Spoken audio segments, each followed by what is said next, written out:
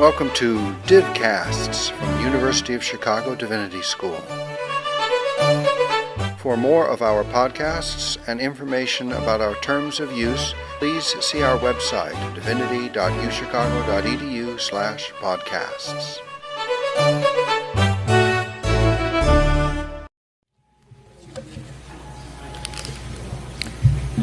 Good evening, ladies and gentlemen.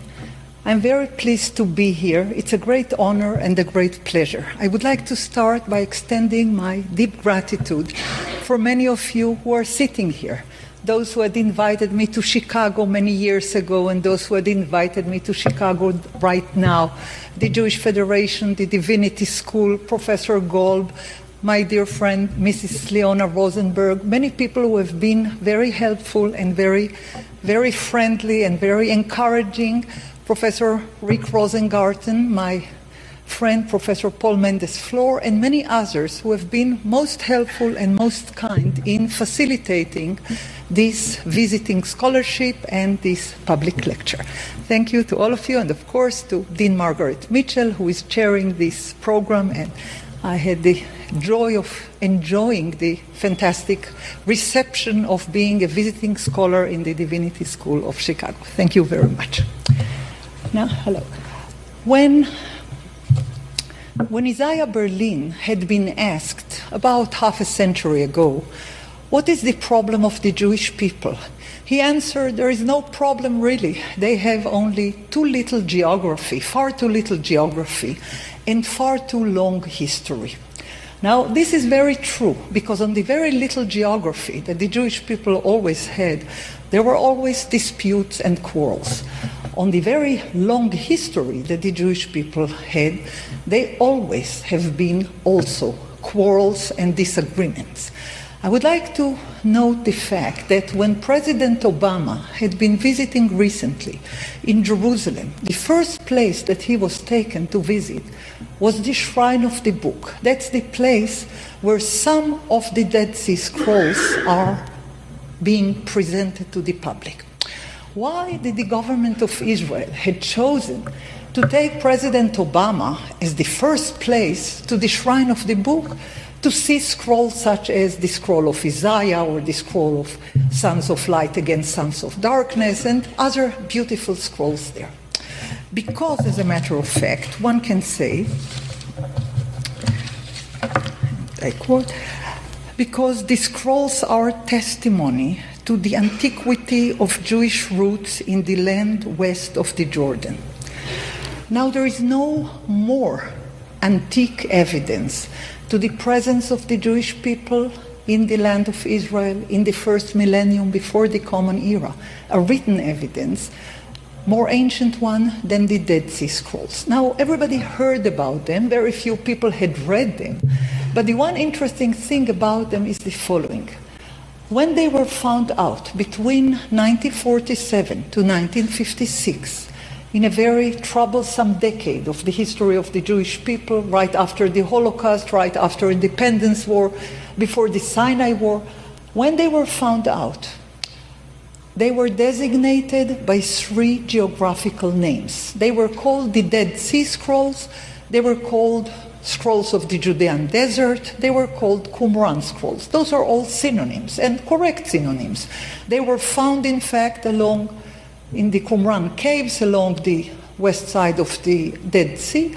However, when one is using those geographical designations, one is free from answering the basic questions.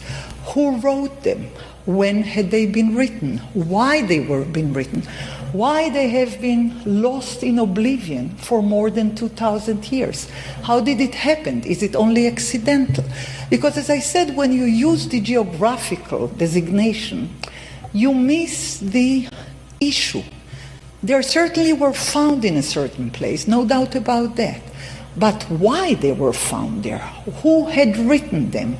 What had made such a huge library? There are between 900 to 1,000 fragments of parchment with one common denominator, which is usually not taken to sufficient attention. All 1,000 fragments, some of them are long, some of them are little shreds, all 1,000 fragments of parchment, with no exception, all of them are sacred writings. Among the 1,000 fragments that we had found, there is not a single private correspondence. There is no bill. There is no commercial document. There is no ketubah. There is no any private document. All of them are sacred writings. Now, what do I mean by sacred writings? They are based on the biblical world. They take the freedom to expand the biblical world. However, the language is biblical Hebrew, basically, Aramaic, biblical Aramaic, little bit in Greek, but most of the scrolls are written in biblical Hebrew. Now, why so many scrolls written in biblical Hebrew, and a few words which are not known to us, but basically anyone who reads biblical Hebrew can read the scrolls with not too great an effort.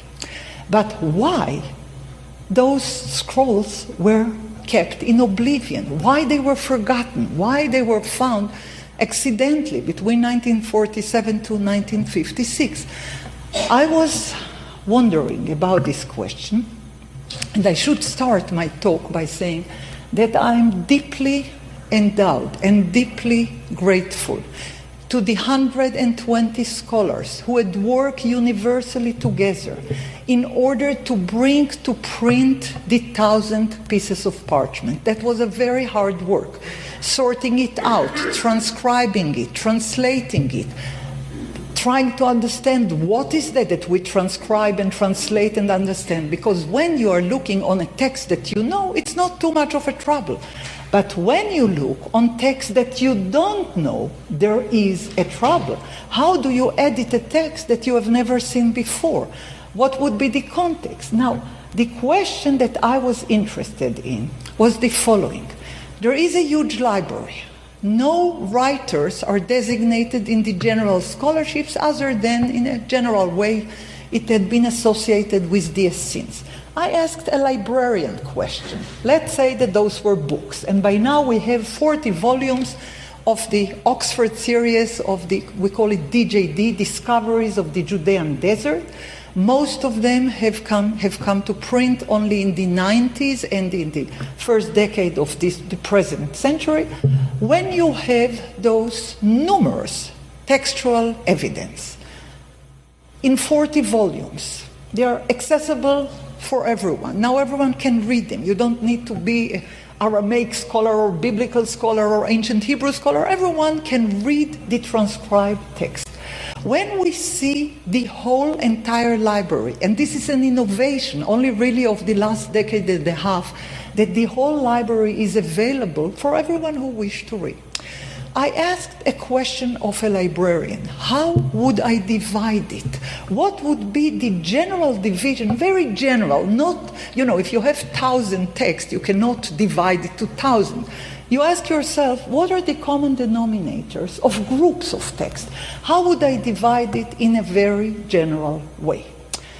I suggest to divide it according to the content of the scrolls, which makes sense, not according to presuppositions who had written them, but according to the simple librarian question: how would I identify them?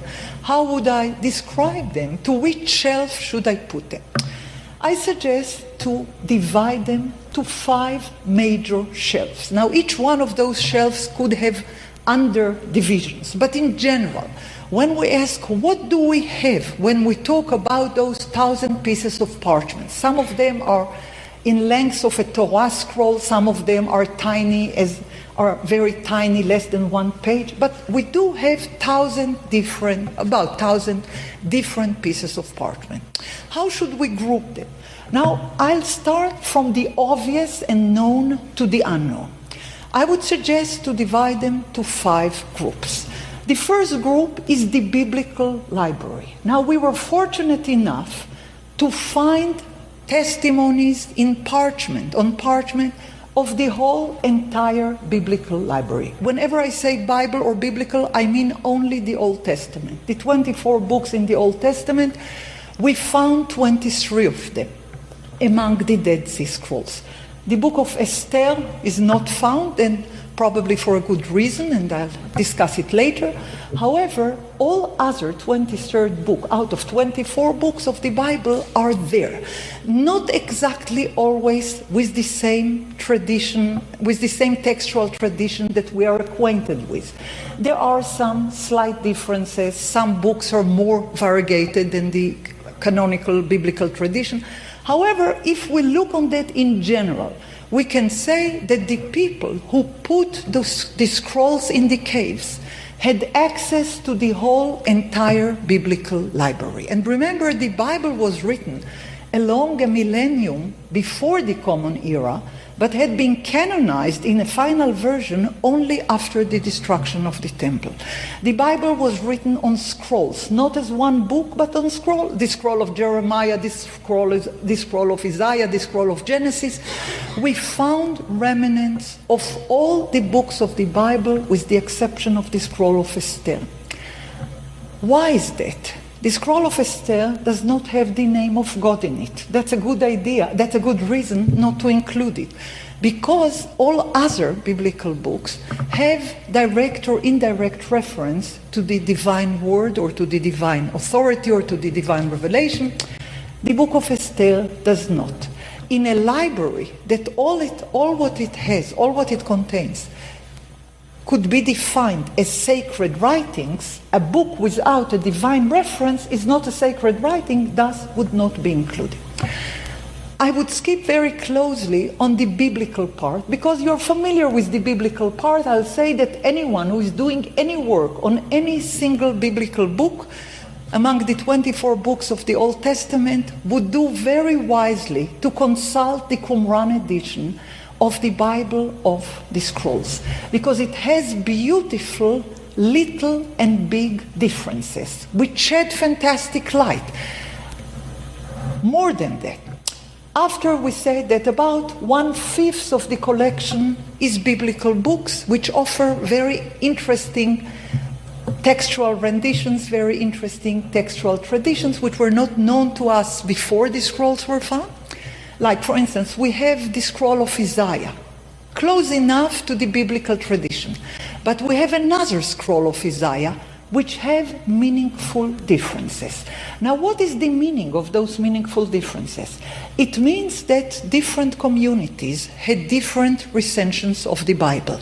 There was not only one canonical scroll of Isaiah, there were more than one recension. This is very interesting to us. We didn't know it. We knew, of course, about the Septuaginta. We know about the Samaritan version.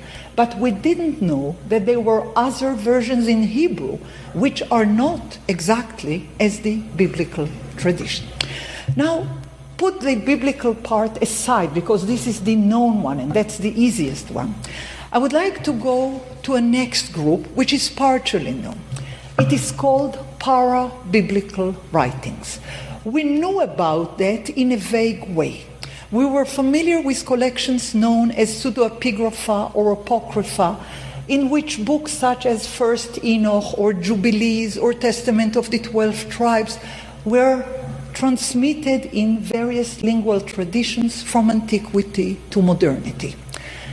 We didn't know their Hebrew origin. We never had access to the Hebrew origin of the Book of Jubilees, to the Aramaic origin of the Book of Enoch. We were fascinated to find the origins of the pseudoepigraphic literature in Hebrew and Aramaic among the Dead Sea Scrolls. We didn't know about their existence. We suspected that once upon a time there was such a book, but we didn't have access to the origin. Now, that is easy to understand because the Book of Jubilees, the Book of Enoch, the Testaments of the 12 Tribes were known to us before the Dead Sea Scrolls were found. However, here comes a whole other group of books which was utterly unknown to us. We call it, as I said, para-biblical, and it is based on the following principle. You may take any figure from the Pentateuch and tell about him an elaborated story. Let's say we're all familiar with Enoch from Noah, or from Enoch, or from Levi, from the Pentateuch.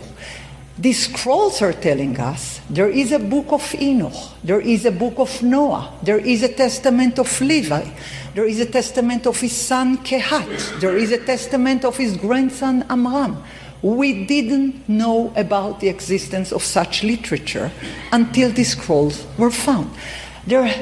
We had been granted with the unbelievable innovation that before the Common Era, and all the scrolls, or the absolute majority of the scrolls, have been written in the 2nd century and the 1st century before the Common Era, very few on the first few decades of the 1st century of the Common Era, but the greatest number of scrolls have been written in the last 2 centuries before the Common Era. And as I said, copies of ancient books of the Bible have been retrieved there as well. Now, about this second group that I was talking about, the para-biblical, we learned that there was a freedom of creativity utterly unknown to us. Now, this is not a midrash, this is not an exegesis, this is not homily, this is not halacha, this is not anything of the kind that we had known before. This is something new. It is the freedom to retell the biblical history. We were not familiar with the existence of such freedom before the Bible, before the scrolls had been found. The third group, which is of great interest, the third group is called the mystical liturgical library. We didn't know about its existence, we didn't have a clue. Books such as Songs of the Sabbath Sacrifice, which are beautiful, beautiful angelic Hebrew. Please note the angels above us reading books. They're doing exactly what the angels are described in the Dead Sea Scrolls. They're always reading, teaching, chanting, officiating in a heavenly sanctuary. However, this part of the library, mystical liturgical work, with names like Hodayot or Thanksgiving, with names like blessings, with names like the songs of the Sabbath sacrifice, were utterly unknown to us. And they were not found in one copy. They were found in many copies. There are like 13 copies of the songs of the Sabbath liturgy. There are quite a few copies of the Thanksgiving scroll. There are numerous copies of the Psalm scrolls, which include much more psalms than those which are known to us. The 150 psalms that we know from the Bible are, of course, of great importance.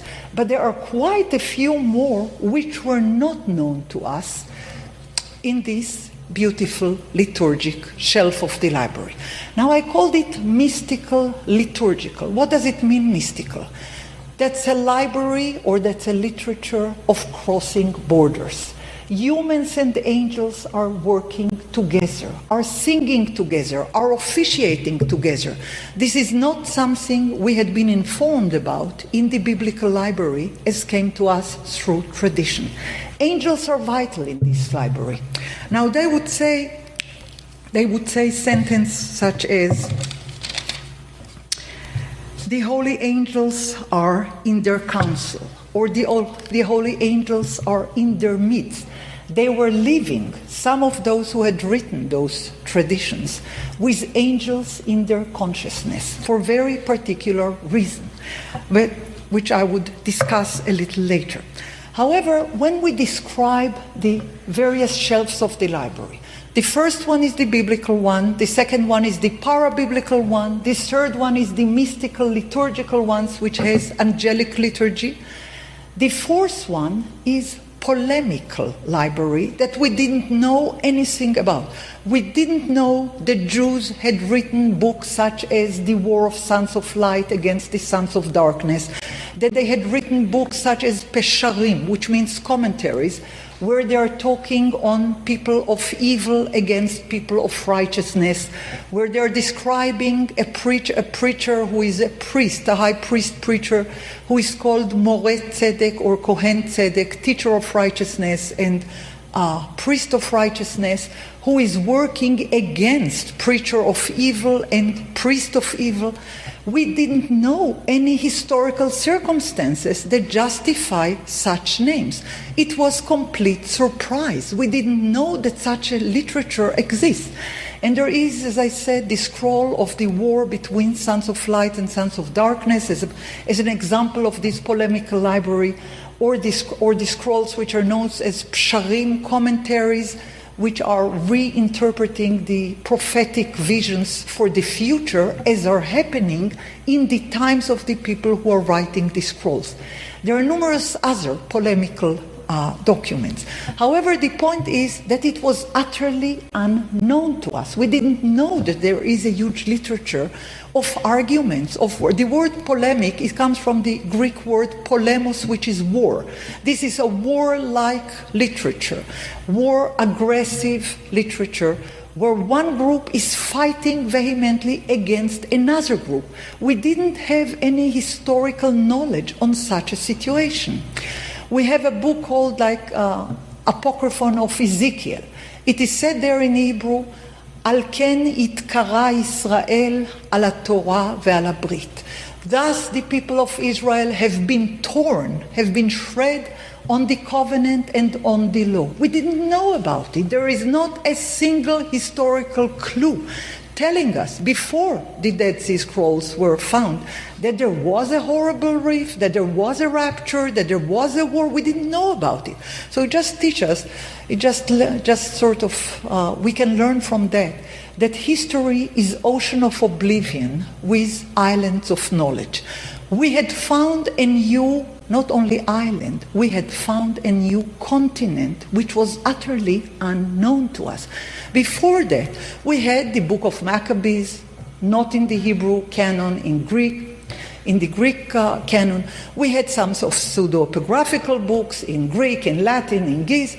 We had the Book of Ben Sira, a very interesting book in Hebrew and Greek. However, we didn't know anything of all what I've been talking about from a literature that had been written in the two last centuries before the Common Era. Now the fifth part, which is of great interest, we can call it a sectarian literature, although I reserve I use this word with reservation, because when you say sectarian, you suggest that there is a center somewhere that one is dissecting from. However, when one is looking on 175 BCE, or on 110 BCE, or on 90 BCE, where is the center of the Jewish people exactly? Who is the formal leader of the Jewish people in the 2nd century BCE? Is there a consensus of such historical leadership? No, there isn't. There has been no consensus on the leadership of the Jewish people in the 2nd century BCE, in the 1st century BCE. It had been a time of turmoil. It had been a time of considerable historical changes. I would say that in two sentences for the sake of brevity. In 175 before the Common Era, King Antiochus Epiphanes, the Seleucian king, had conquered the land of Israel and had imposed his idea of what was called bureaucratical order. He wanted to nominate his people in the temple, because the temple was a place where sacrifices were offered for the sake of the king, not the Jewish king, for the sake of the ruler, according to the perception of Antiochus. He wanted to collect taxes in relation to ceremonial things in the temple. He wanted to organize the kingdom according to one calendar, a lunar calendar of the Greek Empire. That was their calendar for years and years. When he approached the Jerusalem temple and he had ordered the officiating priest, Jason III, to officiate according to a new lunar calendar, the high priest had refused, and he said, "We will do everything you want, but we cannot officiate the temple according to a lunar calendar, because we have a different system." The book of Daniel, chapter 7, is telling us in an elusive way, the revolution that had occurred in the days of a king that wanted to change laws and times, to change calendars and customs of days of gone by. However, to make a long story short, before King Antiochus Epiphanes, that's Antiochus IV, had conquered Jerusalem and had imposed a new lunar calendar, for 1,000 years, nearly 1,000 years, there had been another system, not a Seleucian system. It was the temple in Jerusalem. Now, we don't know much about it, more than it's written in the biblical historiography. We know about the temple from the time of David, we know about the temple from the book of Kings, from the book of Chronicles. We have quite a lot of tradition about the temple, but we don't know quite a few details. The Dead Sea Scrolls telling us new things about the temple. They are telling us that the temple was arranged the temple worship was arranged according to a solar calendar. I don't wish to pass a verdict whether this is a historical truism from the days of David or whether this is a projection from the time of the people who had written these scrolls. I don't know. I would just say that in the Dead Sea Scrolls we have numerous documents who are talking about solar calendar, of pre-calculated calendar emerging commencing in the spring. While the Jewish calendar, known to all of you who are following the Jewish calendar, is starting in the autumn. The current Jewish calendar is starting in the autumn, in the month of Tishrei, while the biblical calendar states explicitly that the calendar starts in the spring. In the book of Exodus 12, we are told that the calendar is commencing in the month of the spring, the first month of the year, where the year is starting as a divine declaration of the beginning of freedom, of the epoch of freedom.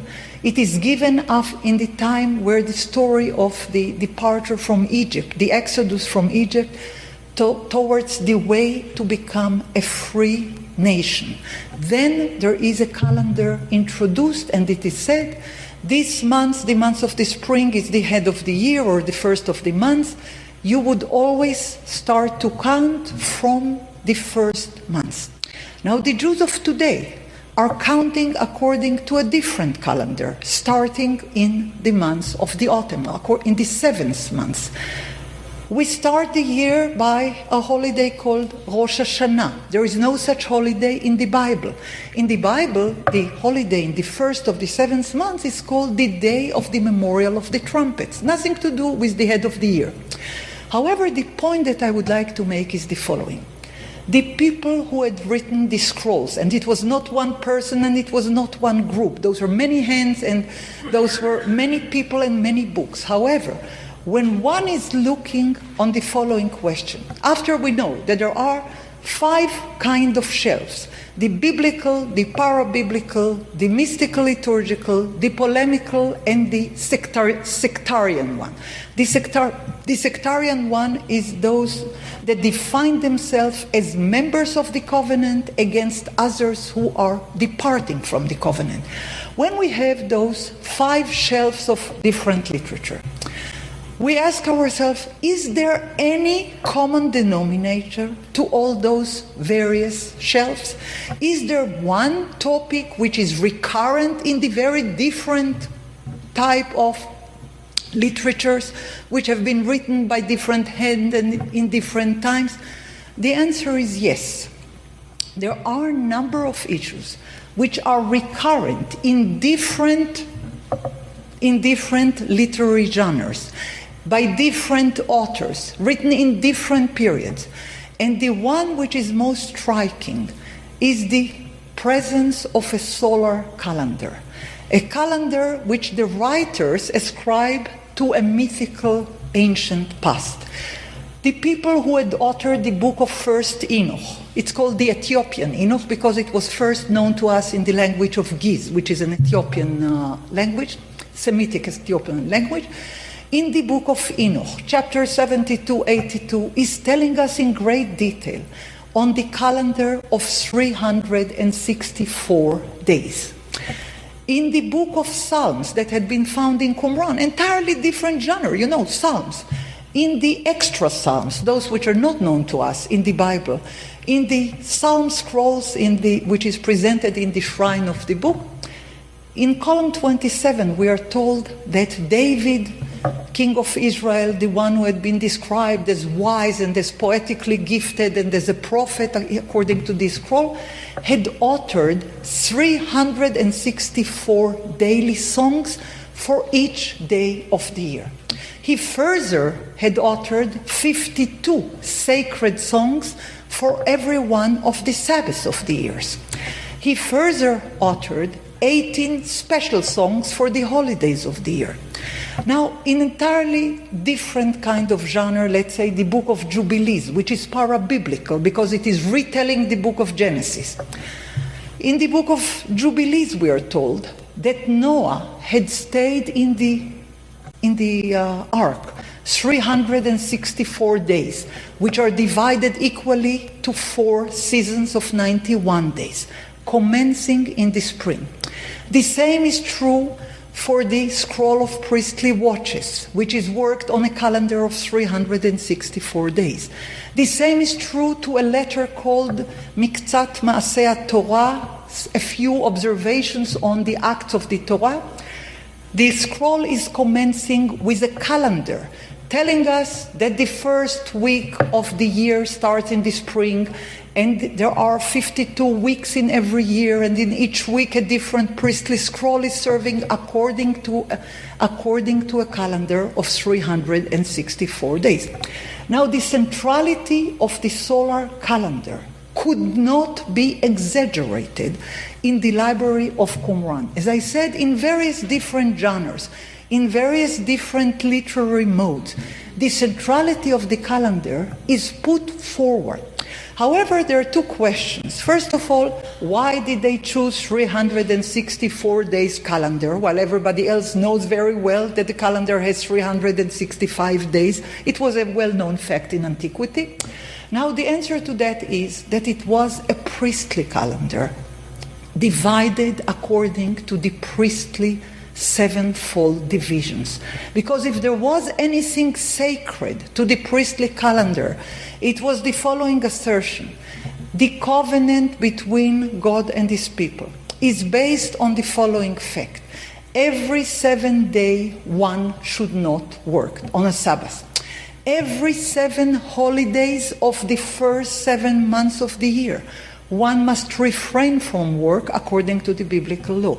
The first 7 holidays in the first 7 months of the years are: Pesach is the first one, Passover. The second one is the holiday Chag HaMatzot, the holiday of the leavened bread. The third one is raising of the sheaf, HaOmer. The fourth one is the holiday of Shavuot, Pentecost or holiday of weeks. The fifth one is the holiday of the trumpets memorial, Rosh Hashanah, or the Yom HaZikaron. The sixth one is the Day of Atonement, Yom HaKippurim, and the 7th one is Sukkot, the holiday of Tabernacles. All 7 holidays have an exact date, an exact day, and all of them are in the first 7 months of the year. What else is happening in those first 7 months of the year?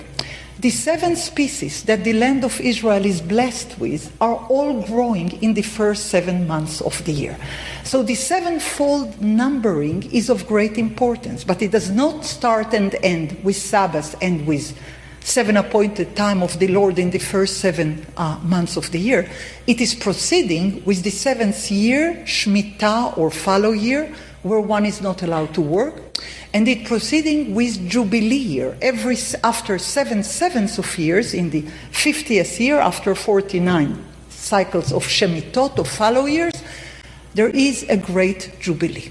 This is the foundation of the covenant. For the people who had written the book of Jubilees, or the scrolls of the priestly watches, or the psalm scrolls from Qumran, because for them counting everlasting 7-fold divisions of time is most sacred obligation, is the foundation of the covenant. Now, that being the case, when the high priest who had officiated in the temple was ordered to exchange the calendar, he had said, I cannot exchange the calendar. This is the covenant. This is the foundation of the Jewish people. This is what the covenant had been enacted. The king was not a friendly type, nor he ever heard on democracy. He said, I'm the king, that's Antiochus, King Antiochus IV. He said, I'm the king, and I would impose my calendar for the sake of tax collection, nothing religious, for the sake of tax collection, for the sake of one administrative calendar for my whole empire and the huge empire he had. And there was one more thing. He wanted a birthday every month according to his own calendar. Ptolemaic kings had this right. They could have a birthday every month, not like us who have it every year. Shearer had written about it many years ago when he wrote about the Seleucian kings. They had the privilege of having every month, in the day that they were born, a birthday, which was an opportunity to do a celebration and opportunity to collect taxes around the ceremonial order. Now, none of that could have been done in the temple. He threw away the high priest from the house of Tzadok, who was officiating in the temple as the last high priest according to the biblical order. The biblical order is telling us that Aaron, son of Amram, son of Kehat, son of Levi, was the first high priest. His son Pinchas was the second high priest. His son Elazar was the third high priest. His son Avishua, Buki, Uzi, Zrachia, Merayot, Achituv, those are the names of the high priests. They were officiating father, son, until the last high priest, Onias III, the son of Shimon, the son of Onias II, the son of another Merayot, and so on. The high priesthood, according to the biblical order, had been officiating in the temple for 1,000 years, from the time of Aaron, according to biblical historiography, to the time of Onias III, who had been pushed away, who had been dethroned from the high priesthood. It's about 1,000 years. Now, not only he was pushed away, he was assassinated.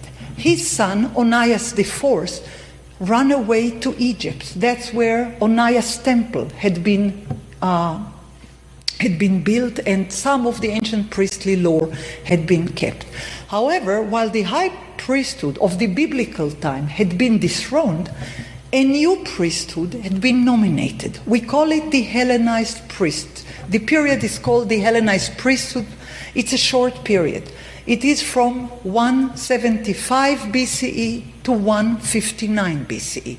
At that time, Jason, Menelaus, and Alkimos were Hellenized high priests. That means they had accepted, they didn't have much choice, they had accepted the Antiochus king calendar and the Hellenistic decree. A group known as Hashmoneans had came forward and started a war about 167 before the Common Era.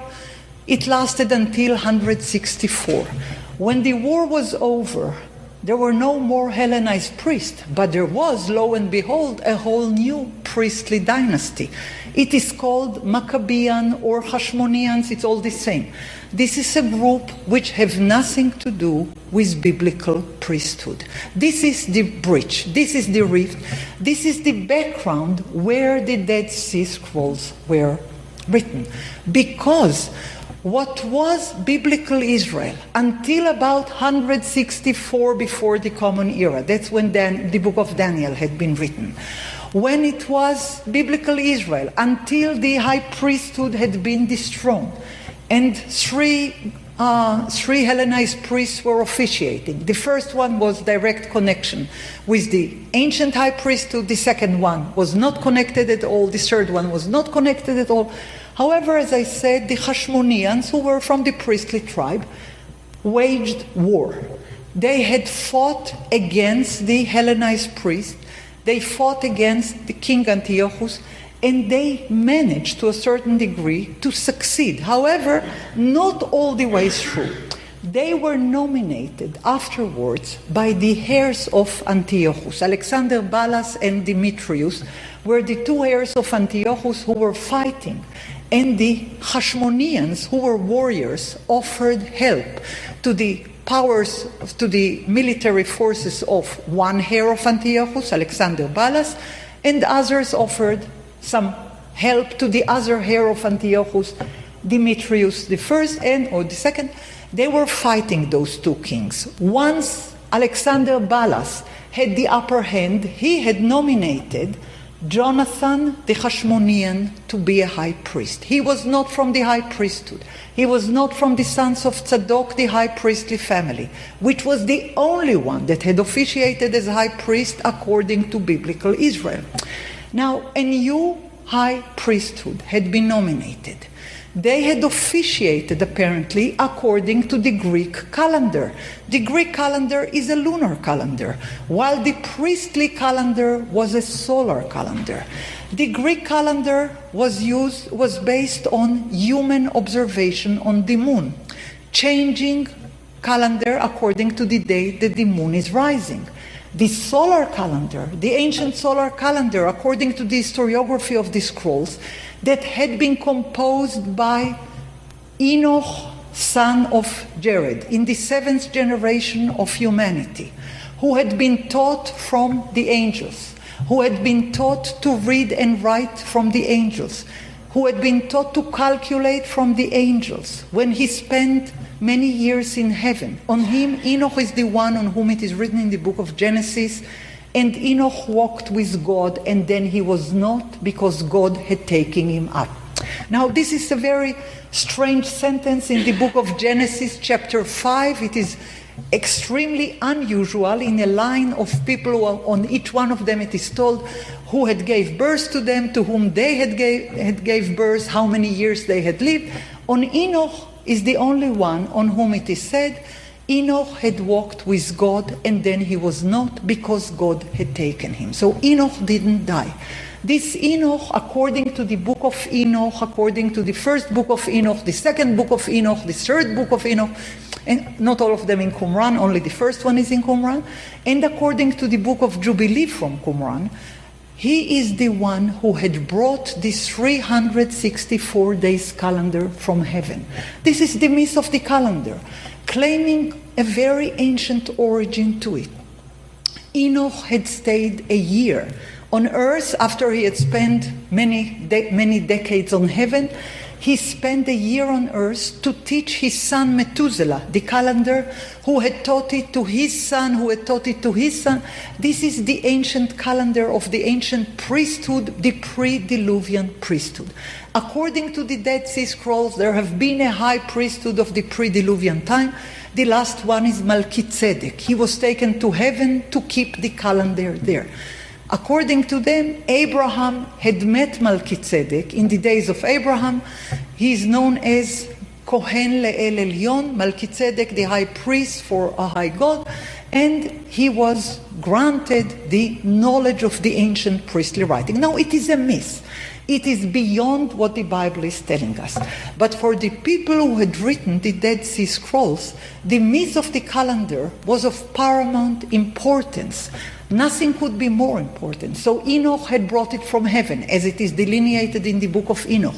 Enoch had learned that from the angels, as it had been written in the book of Jubilees.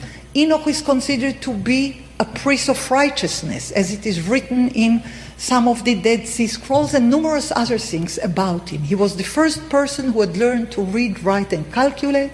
He was the first person who offered incense. He's the one who inaugurated the temple worship in heaven. And there are numerous other stories to that effect, talking on the ancient origin of the calendar of 364 days, of 52 weeks, of pre-calculated, precise order.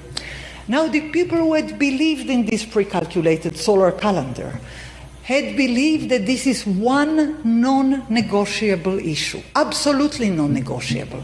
They left Jerusalem. They took with them, at a certain point, we don't know exactly when, they took with them scriptures from the temple library. It was theirs. They were officiating in the temple for years and years and years. They continued to write. They elaborated on the biblical tradition. They expanded on the biblical tradition. And when we ask ourselves, after we make like a very broad view on the 1,000 pieces of parchments, which are constituting hundreds of books, what do they have that we don't? What is explicit to us while one is reading the Dead Sea Scrolls, which is not known to us in other historical writings before or after the Common Era? Number one generalization would be that most of the scrolls are engaged in holy time, in holy place, in holy memory, and in holy ritual.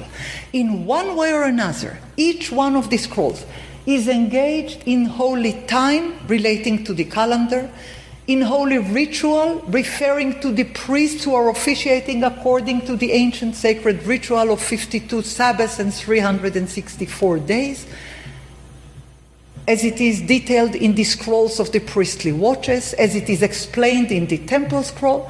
So if the first one is holy time, calendar, if the second one is holy ritual, priestly ritual in the temple, the third one is holy place. The holy place, according to the scrolls, is Jerusalem, Mount Zion. Let me draw your attention to the fact that Jerusalem is not mentioned in the Pentateuch directly even once. Jerusalem is first mentioned in the book of Joshua by the name of it. This is a fact that people usually don't pay attention to. In the Pentateuch, Jerusalem is not mentioned. In the Dead Sea Scrolls, recensions of the books which correspond to the Pentateuch, Jerusalem is in the forefront. In the book of Jubilees, retelling Genesis, Jerusalem is mentioned 3 times in the first chapter of the book of Jubilees, so nobody could skip it. Now, what is it about Jerusalem?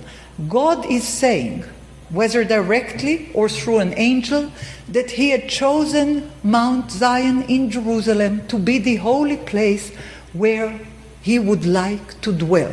It is mentioned in numerous places. Jerusalem is celebrated in the scrolls which were not known to us. Jerusalem is celebrated in a scroll known as New Jerusalem. Jerusalem is celebrated in the book of Jubilees and various other texts. The question is why Jerusalem is not in the canonical recension of the Bible. Now, holy place has 2 dimensions. One is the earthly one. Geographically, Jerusalem, Mount Zion. The other one is the heavenly one. 7 heavenly sanctuaries corresponding to Mount Zion and to the temple on it. On earth we have 1 temple with 1 divine chariot of the cherubim in it. In the scrolls, such as in the Songs of the Sabbath liturgy, there are 7 firmaments, there are 7 sanctuaries, there are 7 temples and 7 chariots of the cherubim. Now, in the mystical writings, you multiply by 7 what had been lost on earth. There was no temple in Jerusalem for the priest from the house of Tzadok from the year 175 before the Common Era. After the last high priest, Onias III, had served there and have been dethroned in 175 BCE, their only temple was in paradise, in heavenly sanctuaries, when they correspondingly with the angels were officiating. A huge amount of literature among the Dead Sea Scrolls is engaged with the angels. Why? The angels are called in a very interesting name, very suggestive name. For Hebrew speakers, they are called Kohanei Korev, the angels, which means priests of sacrifices. The angels are designated as priests of sacrifices. Now, they don't sacrifice animals as they did in the temple. They sacrifice incense and liturgy. The order of the sacrificial liturgy corresponds to the order of the sacrifice in the temple. And a song like songs of the Sabbath liturgy is corresponding to the Sabbath offering in the temple as were designated according to the biblical order of the sacrifices. So whatever the priests were doing on earth and were not allowed to do anymore, those who were associated with the house of Tzadok, is being done in heaven by the angels. So for them, the priestly worship, which is eternal, the eternal cycles of Sabbath, Jubilees, appointed time of the Lord, fallow years, is carried on in heaven by the angels who are working according to the cycles of the calendar. So what was lost on earth is perpetuated in heaven. What was lost on tangible things on earth is perpetuated in mystical music and song in the 7 heavenly sanctuaries. Now those are different kind of literature. The 52 songs of the Sabbath are described in the scroll of Psalms. These songs themselves that we had found and Carol Newsom had put together in a beautiful edition, Songs of the Sabbath Sacrifice. We have the descriptions of the angels working together with the priests. The priests are calling the angels to engage in the sacrificial work of the Sabbath in the heavenly sanctuary. We have the scrolls of the priestly watch telling us on which date and which day the sacrifices should be offered. We have the temple scroll to tell us what exactly is going on in the temple in relation to the sacrificial work. What is the order, how is it done, on what date, and so on. Those are different texts. All of them are corresponding to temple worship, to sacrifice, to priestly watches, to sacred calendar, all of them, with no exception. Now, if I said there are about 4 or 5 distinctive things which are common denominator to most of the scrolls. One of them is solar calendar, sacred calendar of 364 days. One is holy place, Jerusalem, Mount Zion. One of them is angelic presence corresponding to priestly temple worship. And one of them is sacred memory, which relates to the beginning of the priesthood. In Qumran, you begin the priesthood with Levi and not with Aaron, his grandson. You start the ancient pre-Diluvian priesthood with Enoch. You end the pre-Diluvian priesthood with Melchizedek. We found the Melchizedek scroll in Qumran. He is an angel priest. There are numerous angels. Now, the interesting thing is as follows. In the rabbinical literature that had been written and edited and composed in the first few centuries of the Common Era, it was put into writing later, but it had been discussed and oralized and edited in the first few centuries of the Common Era. There are no angels. I'm talking on the Mishnah and the Tosefta. There are no angels. There is no paradise. There is no Enoch. There is no calendar. All what was so important for the priests is utterly unknown in the early stratas of rabbinic Judaism. Now, to step one step backwards. I said that angels are present in each section of this literature. In the War of Scrolls of in the scroll of war of Sons of Light against Sons of Darkness, the angels are conducting the war. The priests are fighting with horns. They don't have any kind of, they're not really fighting as soldiers. They are fighting with horns, with trumpets, with musics, with angelic names. It is a mystical war. It's not an earthly war. Why do they call themselves Sons of Light? Because they believe in the solar calendar. Why do they call their opponents Sons of Darkness? Because they believe in the lunar calendar. So it was a calendar war more than anything. But the calendar was the basis of the covenant for people who believed in the biblical era, in the biblical order, in the sanctity of the biblical priesthood, in the sanctity of the temple worship, all what constituted ideal biblical Israel. I don't say that that was the real order, I say that was the ideal order. Now, at 175 BCE, when the priest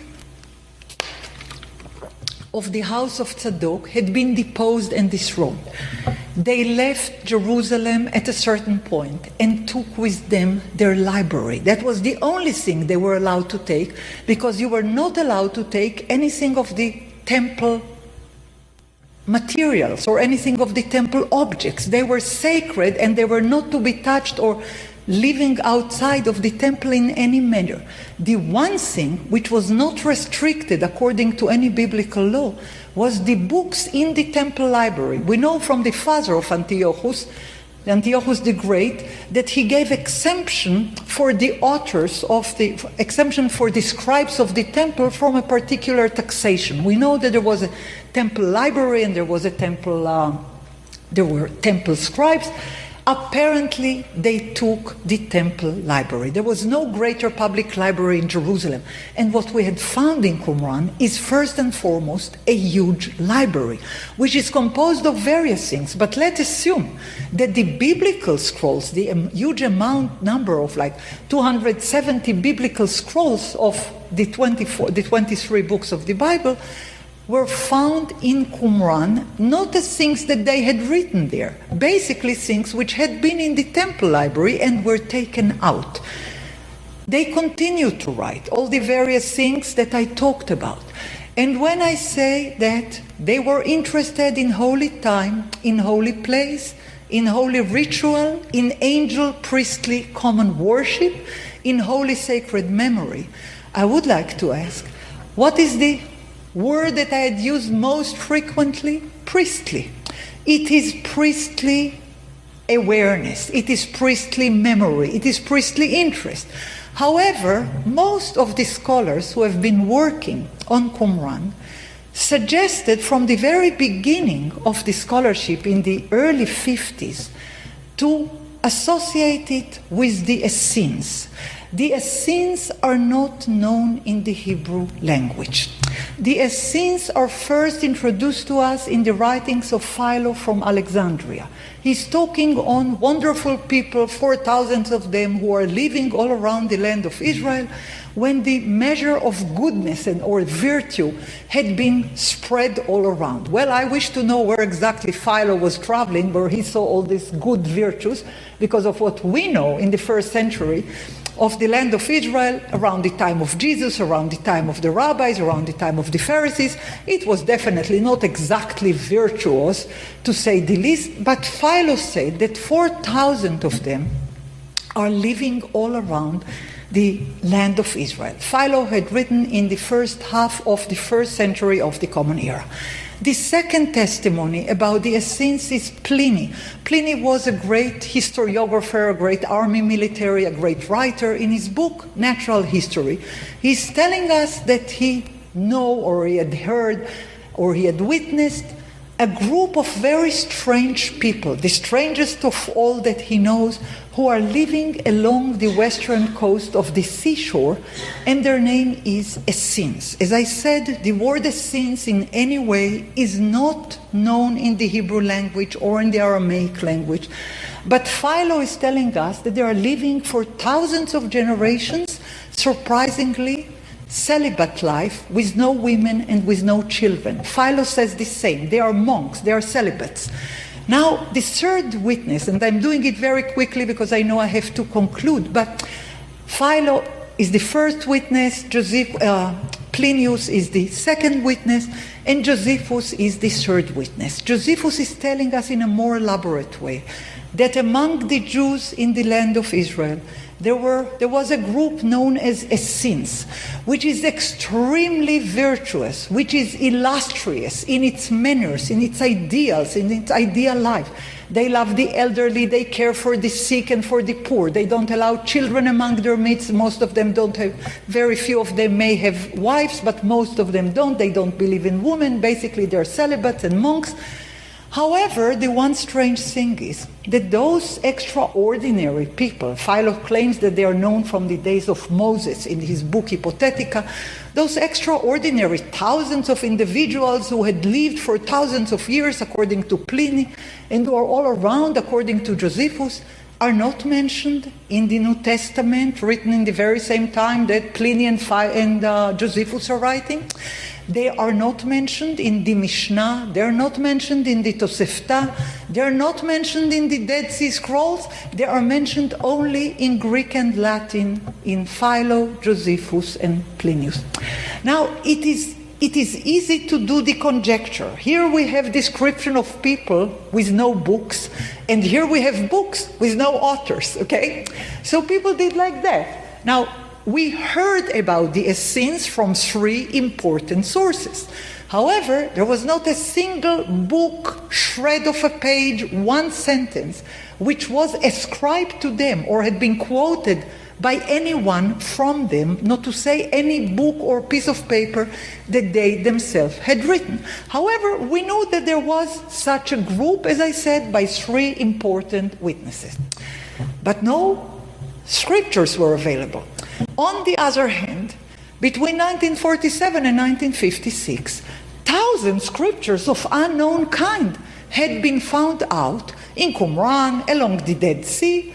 No immediate authorship had been labeled to them, although all what one had to do is to open and read. However, it was very hard to open and read, because while they were found between 47 to 1956, they became available to the scholarly community at large only in the 90s, and only in the course of the 2000s. I won't go into all the disputes about it. I would just say they were unavailable.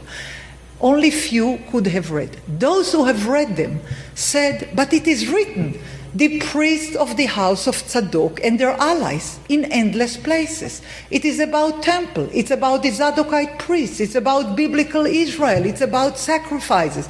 It's about priests and angels. It's about the 12 children of Jacob. It's about the covenant of the Bible.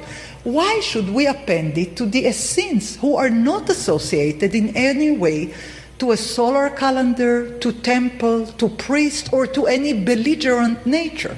The scrolls include polemical writings, very, very belligerent, hateful, spiteful against people who live according to a different calendar, about people who are traitors of the covenant.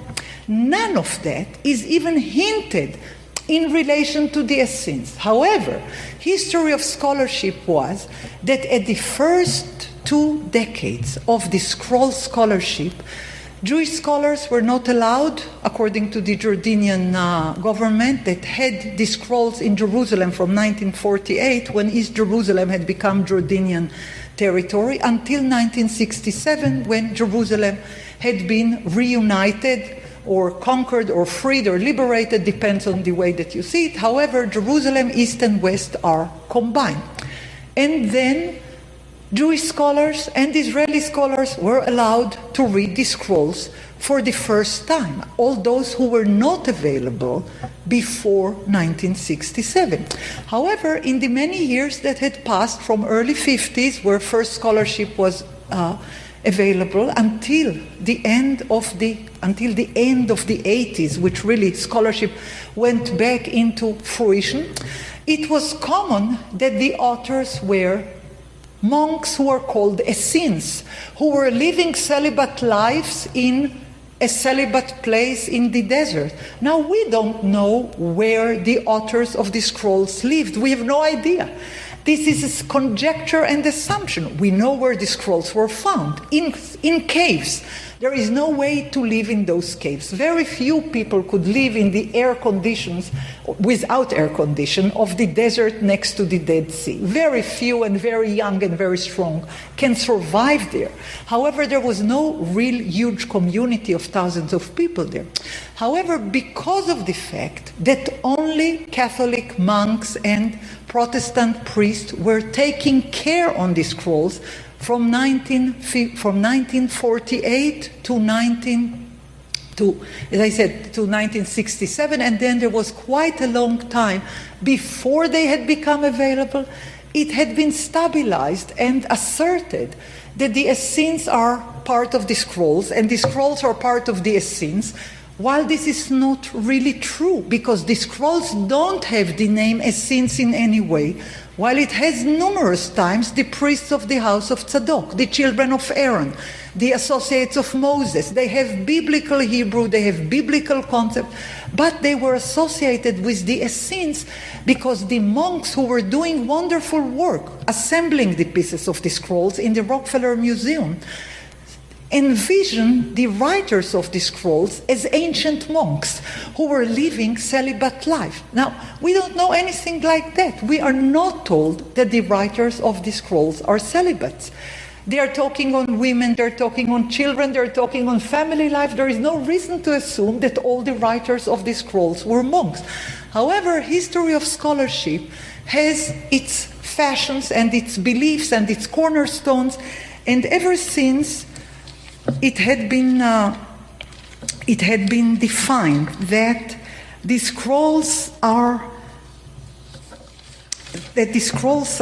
primarily an Essene library, and the scrolls are reflections of monks and celibates' life, their biblical context, their priestly context, Jewish priestly context, their very ancient nature as primary documents from the ancient Judea that had been pushed aside, and only their connections with the Essene of the first century, 250 years later than the time that the scrolls and its disputes were happening. The scrolls were started to be written, those which are not biblical, after 175 BCE. To the days of Josephus, it's 250 years later. Why should we take Josephus' testimony on the Essenes to be appended immediately to the scrolls? The scrolls tell us very well what they are. They introduce themselves as the temple scroll, as the scroll of priestly watches, as sacrifices, priestly liturgy, as angelic liturgy. They have nothing to do with the Essenes. They have everything to do with the history of the tribe of Levi, with the testament of Levi, the testament of his son Amram, the testament of his son Kehat, the testament of his grandson, and so on. It is saturated with priestly issues, priestly concerns, priestly language.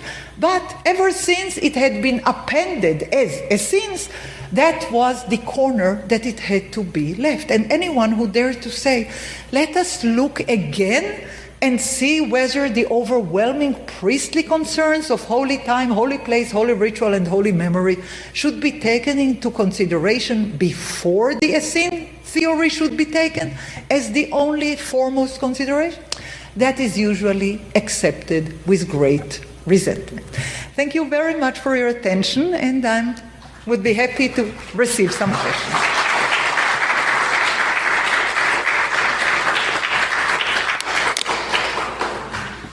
We have about 15 minutes for questions and comments.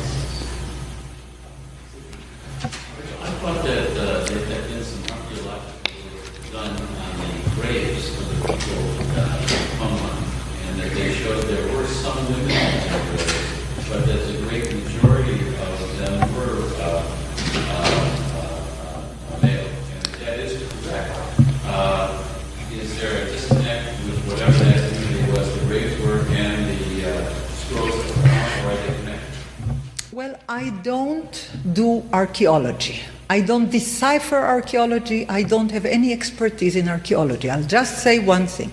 The community that had been burying its dead in Qumran has a big cemetery. Tiny bit of this cemetery had been dug.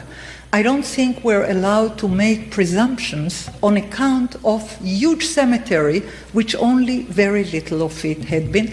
And as I said, I don't do archaeology. I'm looking on text, not on remains, not on stones. That's a whole science of its own. I leave it to people who are experts in archaeology. Okay. Yes, please. Do you think that the archaeological findings, not in the caves, but the figures and the stones that indicate pools and kitchens and dining rooms, do you think that they have nothing to do actually with the scrolls and the caves? Well, I would never say that I think that they have nothing to do. What I say is The scrolls represent various communities, and they have been written in various periods. As I said time and again, different genres, different hands, different periods. I think it won't be wise to assume that all what is presented in the scroll, which is so rich, had to be eliminated to the findings of the archaeological site, which might be a Hashmonean fortress, which might be a place of making paper. You know, anyone who reads an archaeology of Qumran, there are 12 certain different theories to explain the one archaeological site. As I said, I don't do archaeology. I don't feel that I have the expertise for that. But I would suggest that if we have 500 hands who had written these scrolls, we should not assume that they all had lived there. I would say this is a place like a library, or like a place that you keep very dear treasures to you. But I won't say that we should overlap the archaeological site with the content of the scrolls. I would not separate it totally, but I would not think that we should overlap it for 100%.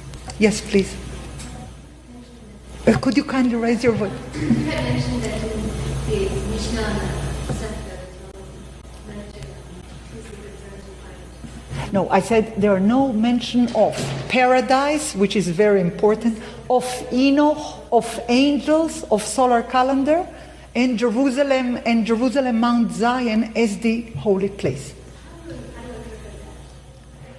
Well, thank you for asking, so that would allow me to say the one thing that time did not permit before.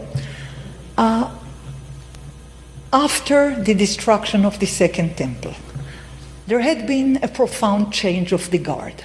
Whoever was officiating in the temple, whether it was before the Hashmonite priests for 120 years, later on Herodian priests, later on, the different chapters in the history of Judea in the first century of the Common Era, after that, after the destruction of the temple, everything had changed. There is no more temple and there is no more priestly service.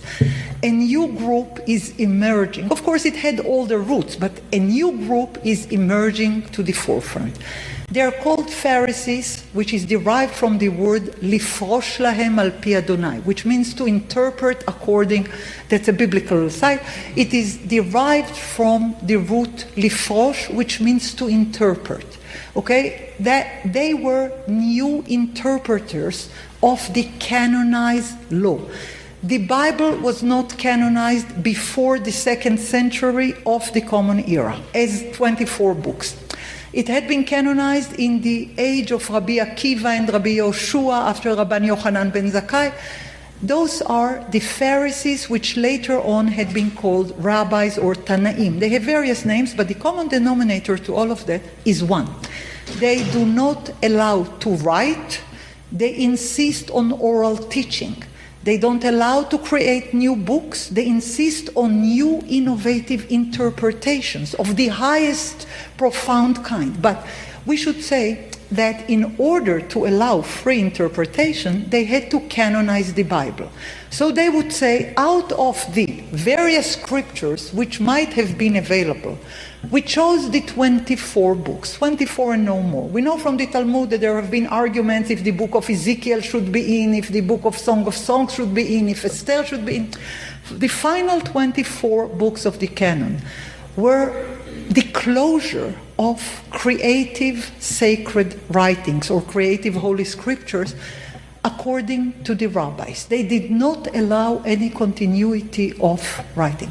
Now, there were many books which were not chosen to be within the biblical canon, such as the book of Enoch, the book of Jubilees, the book of the 12 tribes, the songs of the Sabbath sacrifice, the temple scroll. All of them are sacred writings, with no exception. All of them are talking about heavenly issues, angelic issues, divine commandment, halachic things. However, they were excluded. Why would they be excluded? Because the rabbis, so to say, had decided that any book which is focusing on priests and angels and has any allusion to this 364 days calendar would be deemed as Sfarim Chitzonim, which means the books which are left outside, the external books. We call them in English pseudepigrapha or apocrypha, but in Hebrew it's more precise. It's the books which were left outside. They were left outside by Rabbi Akiva, who is telling us in the Sanhedrin, anyone who will read in the external books, those which were left outside, has no share in the world to come. That's a very strong act of censorship. However, those books which were left outside are the books that we had found in the Qumran library. Now, we know this dispute as the dispute between Pharisees and Sadducees. In Hebrew, Prushim v'Tzdokim. Sadducees are the priests from the house of Tzadok. That's all what it means, Sadducees. Later on, they had bad reputation because of their role in the New Testament, because of their fighting with the rabbis. But the priests from the house of Tzadok, who had written and who had officiated in the temple for 1,000 years before the Common Era, had their own memory, had their own visual perception, had their own conceptual world, and they fought for it. The rabbis said, any book with 364 days calendar, any book with priest angels, any book about Levi, about the sons of Levi, about the work of Levi, and so on, would be, of course, outside. There is no need for that for other generations. We chose those books that we believe that would be meaningful for later generation. We won't choose the temple scroll because it is not relevant, there is no more temple. We won't choose the priestly watches scroll, the scroll of priestly watches, because there are no more priestly watches, because there is no more temple. So we can explain why they left them outside, but it hasn't been noted enough that all what's important to the priest is utterly put aside in the rabbinical new literature. I'll give one example to make it understandable. The word covenant, brit, is one of the most frequent words in the scrolls of the Dead Sea. The covenant between God and his people, God and the priests, people of Israel and God. The word covenant is a major word. The word covenant in that meaning is completely erased from the Mishnah. There is no such word anymore. So as I said, what is central in the priestly literature is unseen or unwitnessed in the new rabbinical emerging literature. They had a new agenda. The priests were overlooked. When they describe the chain of transmission of the Torah, they don't mention this. They don't mention the priest at all. They deleted them. In the Bible, it is said that the Torah has to be taught and transmitted by the priest. Very, very clearly it is said so. Moses says so to his tribal brothers, the Levites, that they should teach the statutes to the people of Jacob, to the people of Israel, the law to the people of Jacob, and so on. It is obvious that the priests in the Bible are entrusted with the biblical transmission of the law. According to the rabbis in the chapter of the fathers, there were never priests at all in the biblical transmission. So what they care, what one group care a great deal, the other group erased altogether. Yes, please. Thank you very much for this talk. I find your distinction between the scrolls and the... Between the what? I find your differentiation between the scrolls and the EC convincing. But what I don't understand, are you suggesting then that the House of Sadok, or did you just suggested Sadducees are then the authors of the scrolls? Is that, and do we have any independent textual knowledge of this House of Sadok and their literature? Well, what I suggest is only what is written in the scrolls. The scrolls mention time and again, the priests from the house of Tzadok and their allies. 1,000 times. I mean, it is mentioned time and again. The priests of the house of Tzadok and their allies. Now, I don't say, not at all, that only the Zadokite priest had written it. Of course not. Prophets were writing, poets were writing, people of different talents and inspiration and prophetic knowledge were certainly among the authors, as we know from the biblical library. However, what I say is that wherever there is any direct description of the people that should be addressed. The people who are defined as the priests of the house of Tzadok and their allies is always in the forefront. So when you look on the scroll of blessings, who should be blessed? First of all, the high priest from the house of Tzadok. Second, who should be blessed? The priest from the house of Tzadok and their allies. The third one is the president of Israel or something like that. So they are always in the forefront. They are the leadership. They signify biblical Israel ideal priestly leadership. As I said, I don't know if it ever have been such the case, but we do know from the Bible that the only high priests that were serving were from the high priest of the house of Tzadok. That is a well-known stuff. When Ezekiel is talking in the last chapters of his book, 40-48, on the future temple, he's talking on the high priest from the house of Tzadok, those which are close to God and chosen by him. No other group is described in these words. So the people who had written the scrolls were very much interested in the priestly lore, in the priestly legends, in the priestly myths, in the temple worship. That was their backbone. That was their focus. That was their most intrinsic interest. And we should respect it. We shouldn't say the priestly nature of the scrolls doesn't matter. It matters because it is everywhere there. We shouldn't say that this is secondary. It's not secondary, it's primary. We can find evidence on holy time via calendar, on holy time and ritual via priestly watches, on holy ritual via temple sacrifices and stuff, in every page that you would open.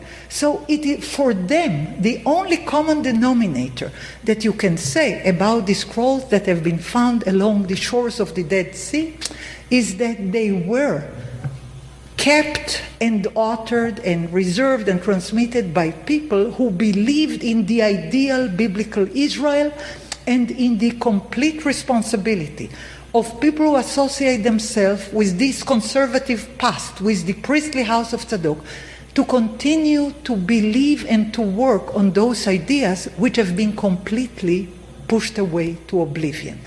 In the day that United Nations had declared on the State of Israel in 1947, these scrolls were found in the very same day, as like a long shalom, a long greetings from ancient past. In the very same day where the United Nations had declared about the acknowledgement of a new state as the State of Israel, these scrolls were first introduced. So they were in oblivion for 2,000 years and more.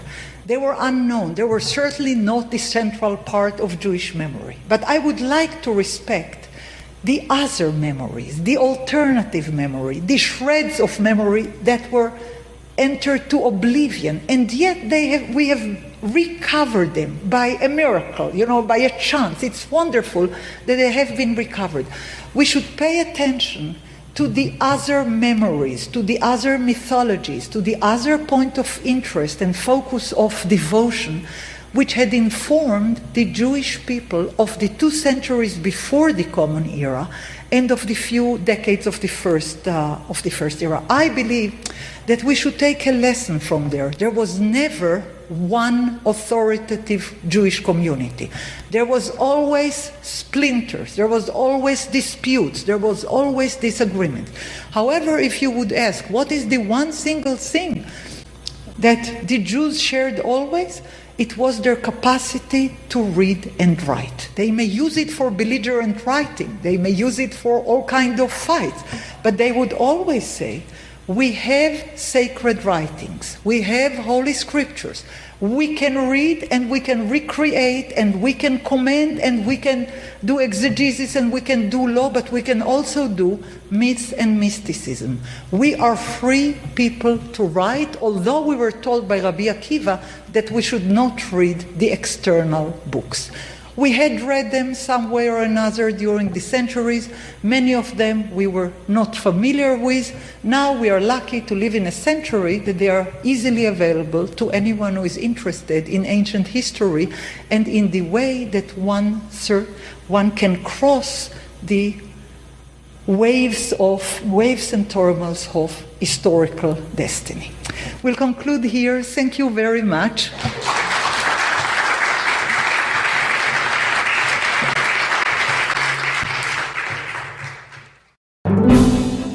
We thank you for listening to or viewing our podcast. For more information and for other podcasts, please see our website, divinity.uchicago.edu/podcasts. Copyright, the University of Chicago Divinity School.